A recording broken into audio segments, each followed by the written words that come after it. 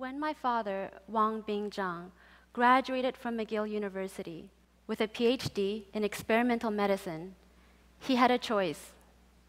It was 1982, and he was the first Chinese national to have obtained a graduate degree from a Western university since the founding of the People's Republic of China. He could have returned to his homeland and enjoyed a distinguished career as a medical doctor and researcher, and probably later as a high-ranking bureaucrat. Or he could pursue his deepest conviction. My father believed that the Chinese people deserved a democracy ruled by law, and that he could help achieve it. He chose the latter and founded the Overseas Chinese Democracy Movement. For 20 years, my father worked towards this dream of a democratic China. He started a dissident magazine, founded several opposition organizations, and traveled the world giving speeches to inspire people to share his ideals.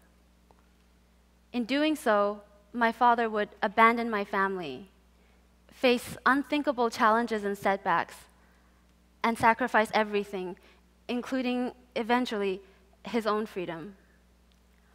On June 27, 2002, my father was in Vietnam when he was kidnapped. Beaten and blindfolded, he was forced into China, where he was arrested by Chinese authorities. He was charged with espionage and terrorism.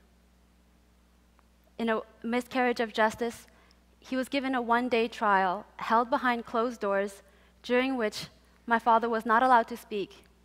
No evidence was presented, nor any witnesses called. He was wrongfully convicted, sentenced to life in prison, and has been serving his sentence in solitary confinement ever since. I was 13 years old, living in my hometown of Montreal when my father was kidnapped. His choice of democracy activism over family meant that we had already been estranged for several years. I was reluctant to go to Ottawa for the first press conference calling for his release. I just dreaded having to speak in public about a father I barely knew. But I went because my dad, however inadequate he was as a father, didn't deserve to spend the rest of his life in prison. It's now been over 10 years since I first made the decision to try to win my father's freedom. I've lobbied, spoken, and pleaded on his behalf in Ottawa, Washington, D.C., Geneva, Brussels, and elsewhere. In 2008, I deferred going to university to advocate full-time for his release. But despite my best efforts, the past decade of my father's imprisonment has been marked largely by a sense of defeat. It's difficult to describe the challenge of trying to win the support of the American and Canadian governments, and the helplessness I feel when confronting an adversary as formidable as the Chinese government. It's even harder to talk about watching my father lose his mind in solitary confinement.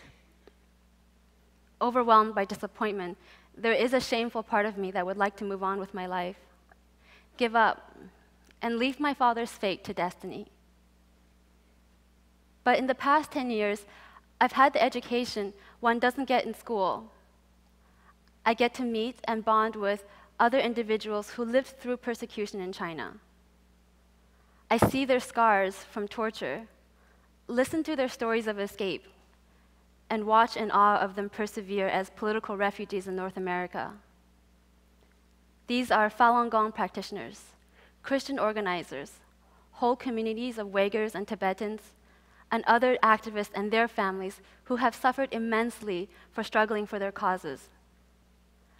I've also befriended the most ordinary individuals with no political agenda, whose lives have been devastated for protesting injustices such as wrongful forced evictions.